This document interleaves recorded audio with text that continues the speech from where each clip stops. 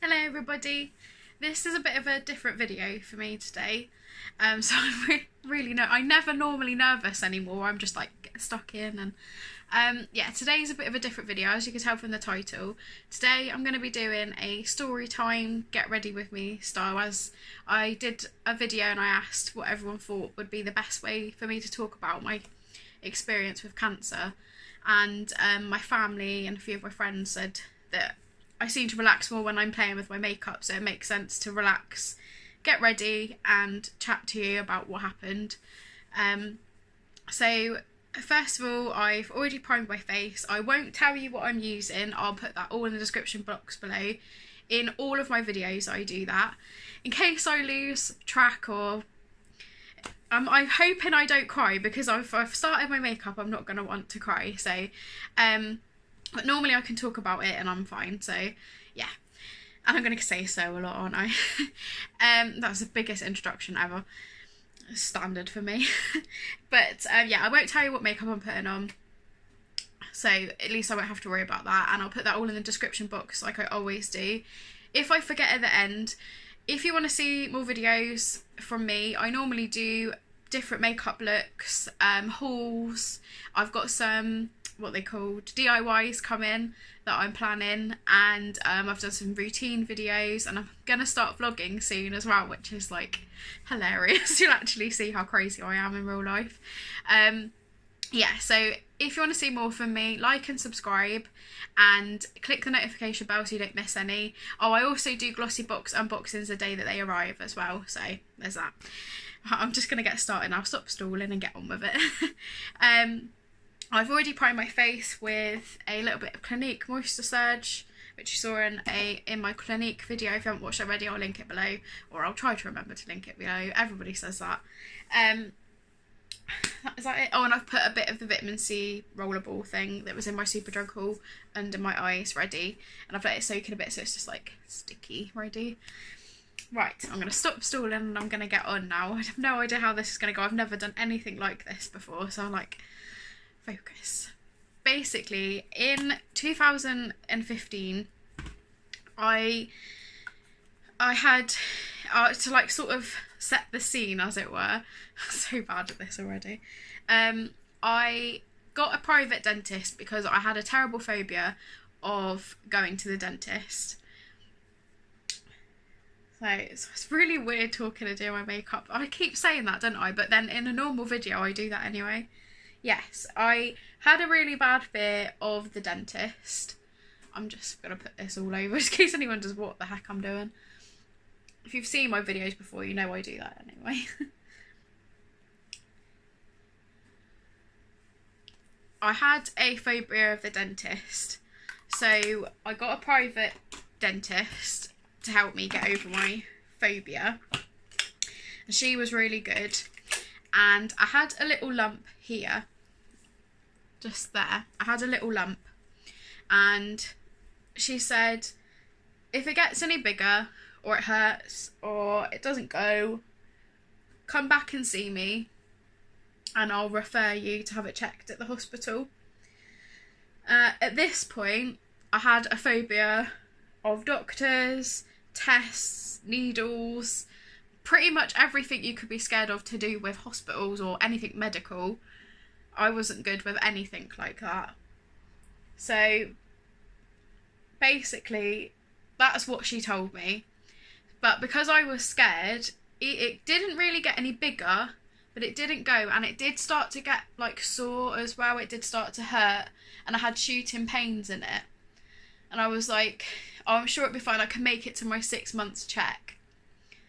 And by the time I went to my 6 month check, it was really tender to the touch, and it was a bit bigger as well. It definitely had got a bit bigger.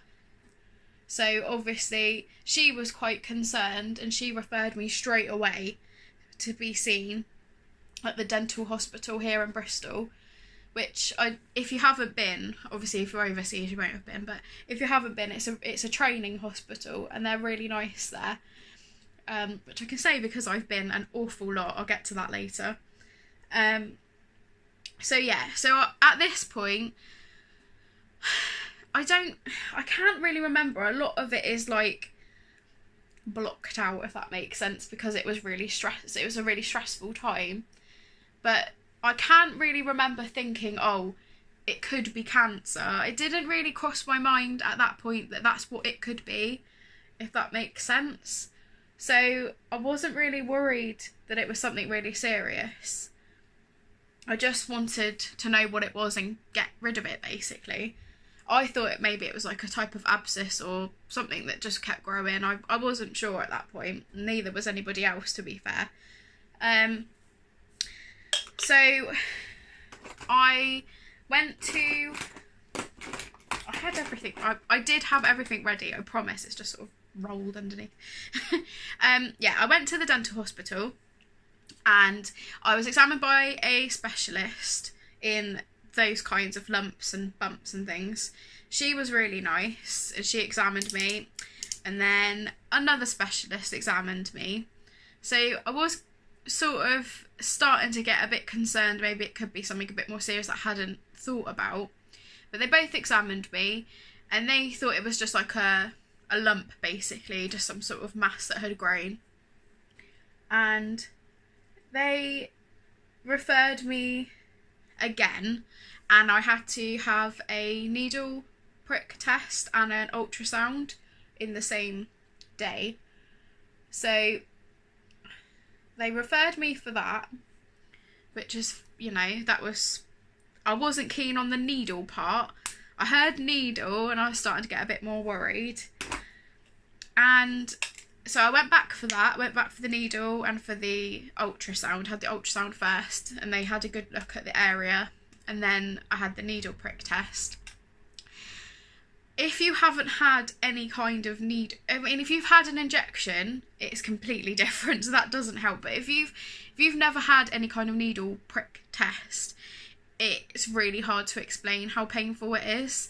But I mean, your face is really sensitive. Everybody knows even if you get sunburn, your face hurts, or if you poke yourself in the face, it's quite painful. So they put the needle in and they wiggle it about, basically, to get cells from the inside so they can send it away and test if it's cancerous. So by this point, they hadn't even really mentioned the word cancer. They don't sort of mention that at first. So I had this needle prick test and that was incredibly painful, really uncomfortable. I wasn't good with needles as it was. And I didn't want that again. It was so painful.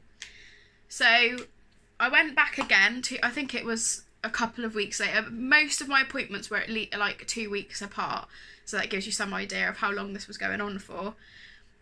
So, I can't remember if I said it was in 2015 this happened. I think I already said that, but yeah. So at this point, I'd been referred again, and then I had to go and get the results. I went to go and get the results. Where is my brush? Went to go and get the results, and obviously in this 2-week period I was starting to get really worried. My family were getting worried, my husband was very worried, and my friends were. So basically everyone was starting to get worried around me. I was worried, but I was trying to stay calm and tell myself that it probably wouldn't be anything serious, you know, or if it is, I'll deal with it, you know, we'll be fine, everything will be alright. So I go back to get the results, and it's good news. They tell me that they didn't find any cancer, and the needle prick test was inconclusive, and they were talking about doing another one, and I refused. Basically, it was so painful and it had come back inconclusive. So I was like, if they're going to do it again and it's inconclusive again, I've gone through all that for nothing, and then I still need other tests anyway. I just refused. Basically, I just said no. I couldn't go through another one. My face was still sore from the last one, which was 2 weeks before that, so that gives you an idea of how painful it is. So I'd refused that, and the lady specialist, she said, okay, then you can we can take a sample instead. So that's what they did. So I had to wait. I had to have this done the same day. They were taking it very seriously. Obviously at this point, they still hadn't mentioned cancer, but it was obviously a possibility to them. So they wanted to take a sample that day, and they were pretty good at like just getting stuff done. They're very efficient. So I'm there, and I have to have surgery basically, and it's just minor surgery with a local anaesthetic, which is nowhere near as painful as the needle prick test. But I had 12 injections in one go, all in different places in this area around my mouth. So as you can imagine, it was painful, but it wasn't anywhere near as bad as the needle prick test, and it was worth it to find out what it was.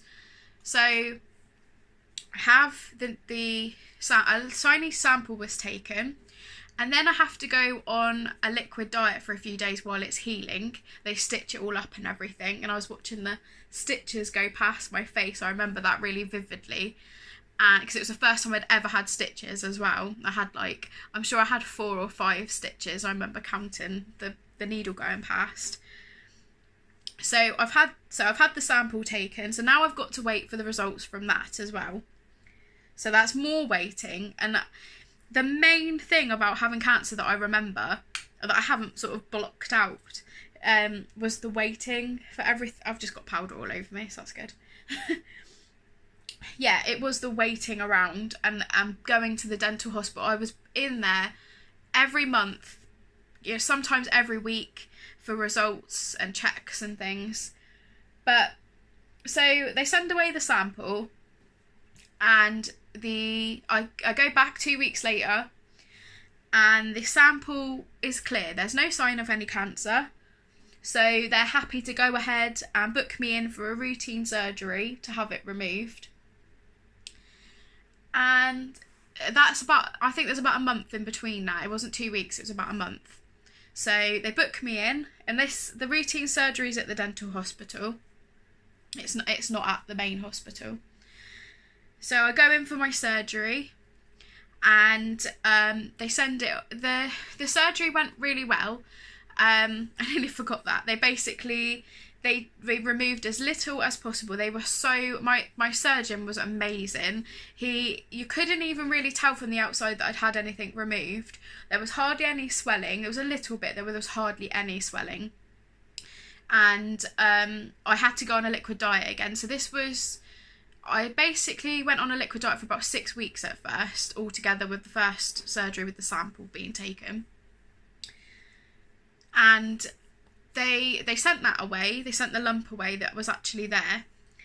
And 2 weeks later, I'm in there again, and I thought I was only there to have my stitches removed. So I go on into the room on my own. Normally my husband or my sister came with me, but on this occasion, because it felt like it was all over and I was having the few stitches taken out, I can't remember what it's called, but the ones that don't dissolve on their own. Because I just assumed I was having those taken out. It hadn't occurred to me that I needed anyone with me. I was feeling quite comfortable in the dental hospital. I felt okay to just go on my own. So I was on my own basically, and the specialist that I saw wasn't one that I'd met before, and he was quite blunt basically. And he said that they'd found cancer in the lump, and they told me what type of cancer they thought it was, and that I would have to have a MRI, a CT scan, and more tests to see if it spread through anywhere else. I'm trying not to. This was the part that was really, because I wasn't expecting it, and I was on my own as well. So yeah, that's for me is one of the most emotional bits. There's more, but so he said it had come out. They'd taken the lump out. They tested it and inside in the very middle was some cancerous cells, and he explained to me what type of cancer it was, and I I don't really remember this very well, but I remember leaving the hospital. My sister was with me, but she was outside. She hadn't come into the room with me. I didn't speak to her. I just said we needed to leave. And we left, basically. A bit down the road, I got a bit upset and finally told her what had happened. And at this point, it's obviously, you know, I've never had any experience with cancer myself, and no other type of cancer. So I didn't know how to process it, basically. I tried to carry on, but I remember ringing my mum and dad and telling them what had happened. Well, we were still like outside the hospital at this point. So that was the day I found out that I had cancer.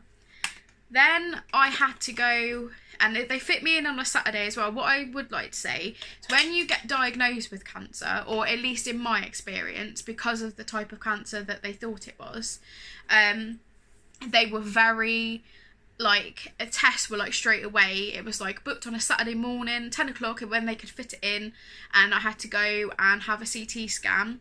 CT scans where they put I had to have dye in, so yeah, I had to put my arms up like this, and I had a catheter in.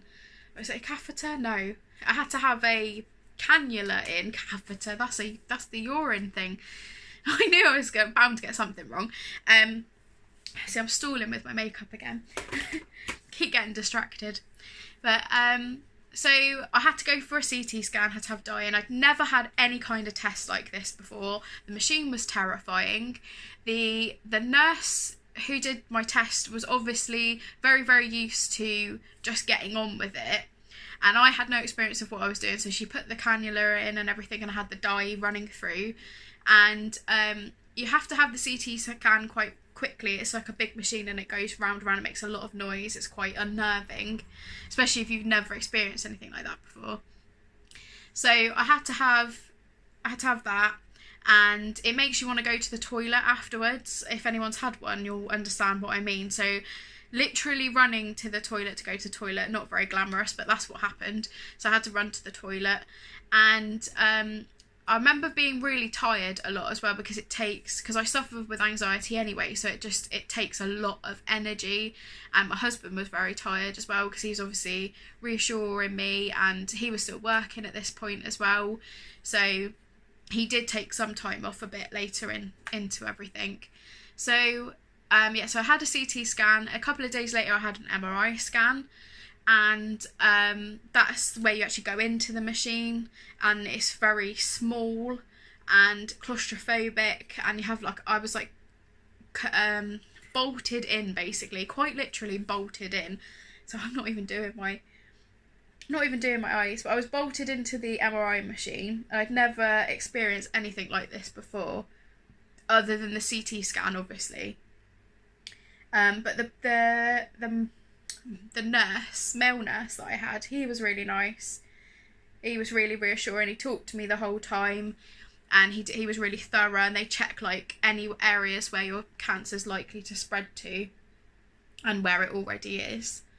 So I had that done. Then I had to wait to have another surgery, because they wanted to remove some more skin to make sure that the cancer cells hadn't spread anywhere else, basically. My CT scan and my MRI scan came back clear, and at this point I'm still on a liquid diet as well, so I'm feeling really tired. I definitely don't think you get as much energy from just having liquids, your food all blended up and that. And the thing is as well, a side note, I didn't use my spoolie, did I? Side note, I have like really bad food phobias of different textures and tastes and things. So having to have blended food was really difficult. I don't like soup. I've never liked soup. And I like it a lot less now, because I had so much soup and blended food, and I'm not very good with the texture. So that was like exhausting as well, because I just wasn't eating as much. So they booked me in for a major surgery, and I had to have local anaesthetic. It's one of the anaesthetics. I had to have that. So it was a little bit of a wait in between. And then they wanted to remove like a triangle flap of skin and then stitch it back together. So I went to the hospital basically, and they prep you for surgery. Your anaesthetist my anaesthetist visited me, and my specialist who was performing the surgery, he visited me and talked me through everything that would happen. And they mark your face where they're gonna remove skin from as well. So I had all of that done, and you couldn't eat either, and I don't think I could drink, and I like to drink a lot of water, so that was really difficult as well. In the grand scheme of things it wasn't, but at the time it just felt like I couldn't even have a drink. So I remember taking a book with me. I couldn't tell you what book I took, no idea, just looking for my eyeshadow brush. Yeah, I couldn't tell you what book I took with me. I can't remember reading any of it. I didn't really go on my phone. I didn't really message anyone or talk to anybody. During this whole time, my friends and family, especially my old work colleagues, they were really supportive, and my mum and dad, you know, everybody around me was fantastically supportive. I had lots of messages saying, you know, hope the next stage goes really well, hope everything's all right, hope it's more successful. So my first surgery, well, not really first, it was third at this point, but first major surgery. So I got wheeled down to the surgery room, and there's like a little prep room, and they put me in there and they talk you through what's going to happen again. They do lots of checks. Before all this, I had loads of blood tests and checks and all different things as well before you can even have surgery. And I was losing weight and everything, being really healthy so that the surgery is as successful as possible. And I got wheeled in, and they explain everything to you. Then they give you the anaesthetic to make you go to sleep. And I had an injection. I can't have gas because I'm asthmatic, so I had to have the injection. So more needles. By this point, I was a pincushion, so I didn't even worry. I wasn't worried at all about needles. That had just gone. I mean, the needle prick test, if they ever want to do anything like that again, I'd have to be sedated, I think, because it was just so painful that first time. It's just, yeah, really put me off anything like that. So I had the surgery. There were no complications during my first surgery, but I did wake up and freak out, basically, because I'd never had any kind of surgery before, and I didn't react very well to being woken up, or waking up, basically, because you wake up naturally. And I ripped my mask off, freaked out, asked the nurse what was going on, just had a bit of a meltdown, basically. And I remember having to wait, like, take sips of water. I think that was the thing that they were waiting for. I had to take sips of water, and once I'd got to that point, then I was allowed to go to recovery, basically, or whatever they call it, onto the ward. It's really patchy as well, the first one, because I was so out of it. I don't remember being picked up or anything. Obviously my husband came, they called him and he came, and I went home, basically. They let you walk out of the ward as well, because you have to be able to walk. But I really don't remember my first surgery very well because I was so disorientated. But after the first surgery, I then had to wait a couple of weeks for the results of what they took away to see if there was any cancer there, any more cancer there, basically. And by this point, after everything I'd been through, I was just like, I couldn't really be relieved, but I was hoping for the best, if that makes sense. And I was really hoping that they'd got everything that they wanted to, and that was that.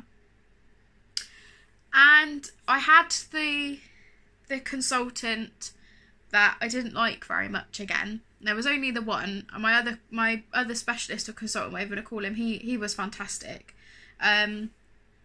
But my consultant wasn't very sympathetic, or he didn't have a very good bedside manner, let's just put it that way. So went to my appointment. I obviously had my husband with me, and it was bad news. They had found some more cancer cells, and it wasn't the cancer that they thought it was. It was a very, very rare new type of cancer that they hadn't really seen before at the dental hospital, that had only been wrote about, that they'd read about it basically. And I was diagnosed with that kind of cancer, which they were very concerned because it was a lot more aggressive than they originally thought. So they decided that they wanted to do another major surgery and take even more of my skin to make sure that it hadn't spread, and to check, well, how far it had spread basically, because they found more cancer cells of this really rare type of cancer.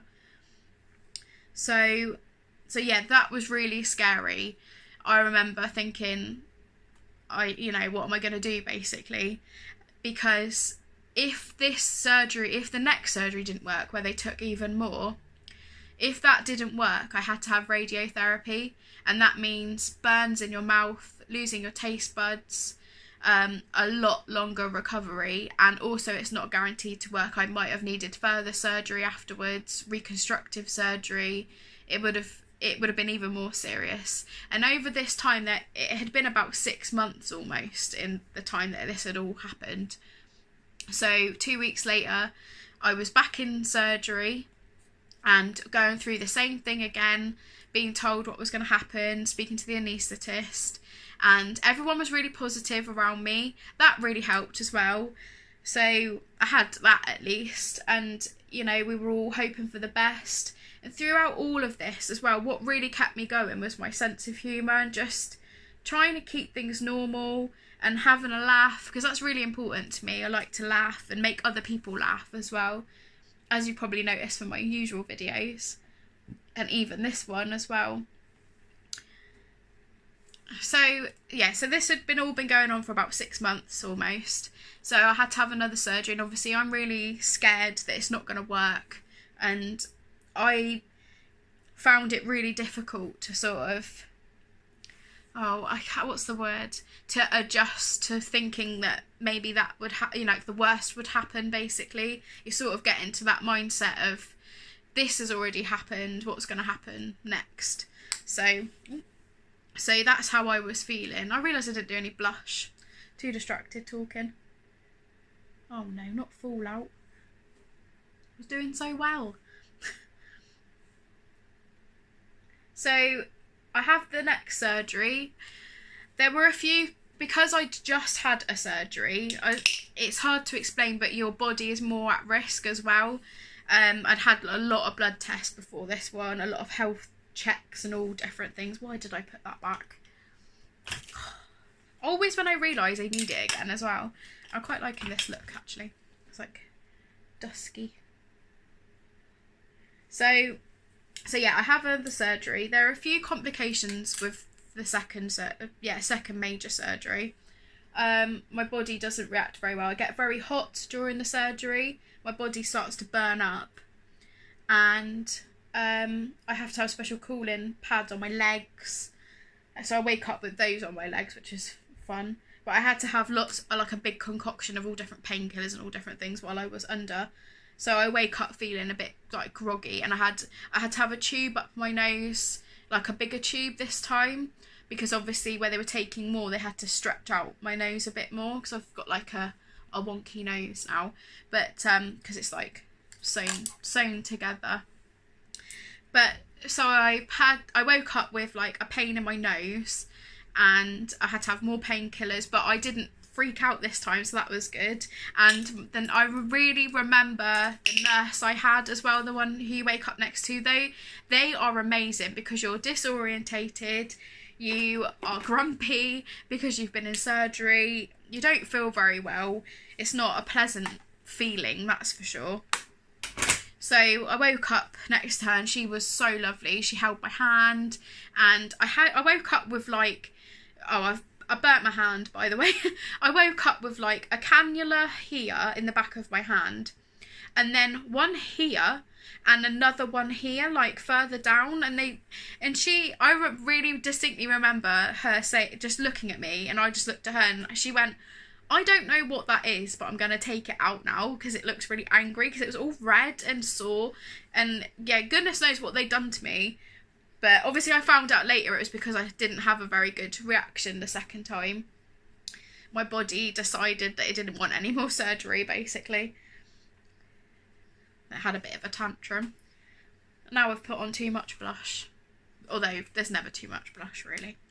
So that's that. So I'm starting to like chat about the makeup again. I was doing so well.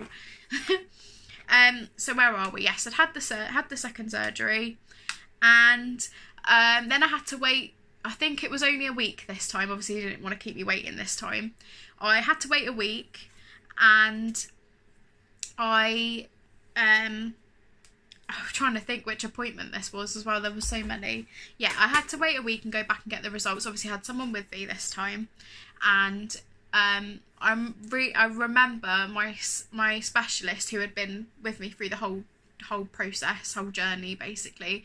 I remember him saying, I really didn't want to open your results. He said I had to like hold my breath before I opened them because after everything you've been through, and because they'd made mistakes about what the cancer, well, not mistakes, but they didn't realise what type of cancer it was, and they hadn't quite approached it in the way that they would have if they had known it was that aggressive. So I finally got my results, and I'm so lucky that the second surgery was successful. They didn't find any more cancer cells, and so they were happy that there was no cancer there in this area. And so that's what they said, basically, that there was no more cancer and that the surgery had been successful. It was healing really nicely, a lot nicer than the first one, weirdly enough, even though they took more. If you can see, I've got like a line here and my lips smaller this side. That's why I struggle sometimes to get I can't get like a neat line of certain lipstick, so it's always a little bit wonky. So I didn't wear lipstick for a long time. I'll get to that in a minute. So yeah, so through this whole process, I think the things I really struggled with most was the swelling, and my face was like massive. When I went for my appointment, I was so self-conscious of people looking at me because obviously I'd had surgery. So it was, on one side it was like, I've had surgery, people obviously can see I've had surgery, I've got big stitches and everything, but you do sort of worry what people think, why you've had the surgery, or oh, the light's gone all weird all of a sudden, I'm all pink, I don't know why. So yeah, so I was really worried about that at first, but I got used to it quite quickly. And I was still, smiling and laughing, or sort of smiling. Smiling was a bit of a stretch for quite a while. I had to rub bio oil into my scar every day and like do stretches and stuff to get the skin to be more elastic. Otherwise it would heal quite firm. But it's all healed fine and everything. But yeah, through the whole thing, the hardest was like the liquid diet and the swelling. That was really difficult and painful, and it was quite bruised for a long time. So it was a lot, sort of, it even though I'd been given all clear and I didn't have to have radiotherapy, which was amazing, the recovery time was very long.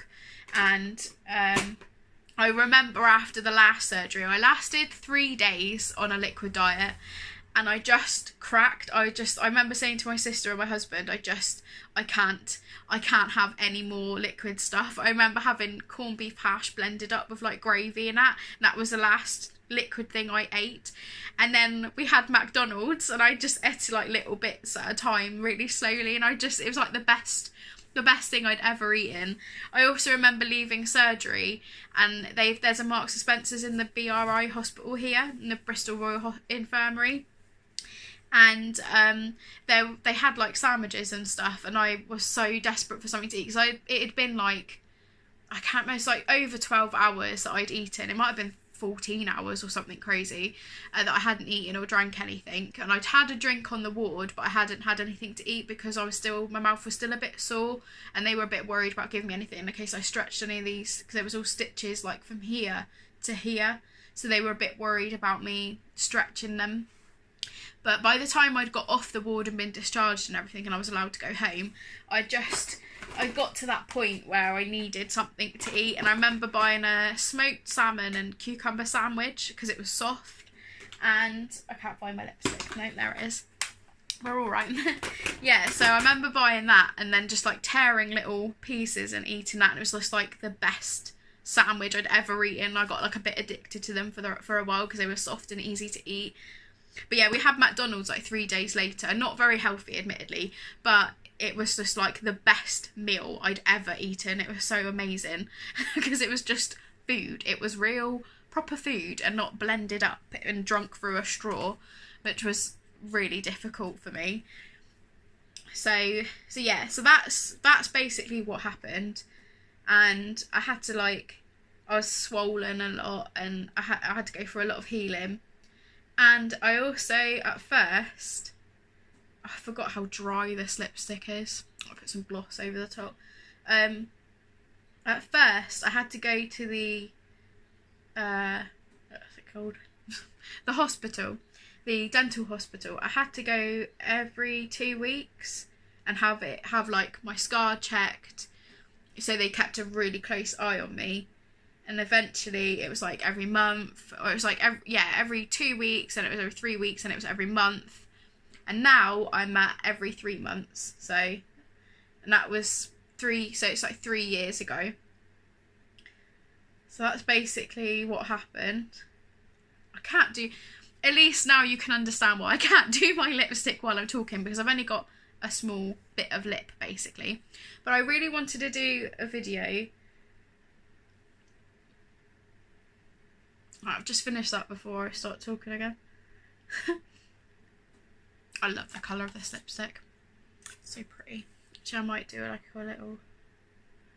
But yeah, I wanted to do this video because it's basically because I had cancer that I'm now doing makeup videos. Not directly, but I didn't wear makeup for like a couple of years afterwards, and it wasn't even that I wasn't even that I was self-conscious about my scar, because I never really think about it. My face is done, by the way. I'm not going to worry about taking my headband off because my hair's a mess. But yeah, basically, I didn't stop wearing makeup because I wanted to hide it, or because I was like ashamed or anything like that. It was more because I'd had cancer. I'd been through something really traumatic, and I didn't want to hide my scar because it felt like I was hiding what happened, and like I was ashamed, and I wasn't, and I didn't feel that way about it. So I didn't feel like wearing makeup for a long time, and I had lots of problems with my skin. I sort of got really into skincare and looking after my skin, and I've got even more into it this year since starting YouTube. But there was a concert up in Bristol to see Fickle Friends, and my cousins said they were going. And because we live here, but they don't, they live far away, they live further away. They're on YouTube, I'll link them below.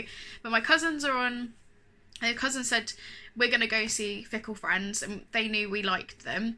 So it was going like all round the houses. But yeah, basically, so I really wanted to wear red lipstick for the concert. It sounds weird, but I was like, it was like, there's something big happening and I want to wear lipstick, and I'm going to wear lipstick for the first time since I had cancer. So I started doing my makeup again. I did like a smoky eye and I wore red lipstick, and I went to the concert.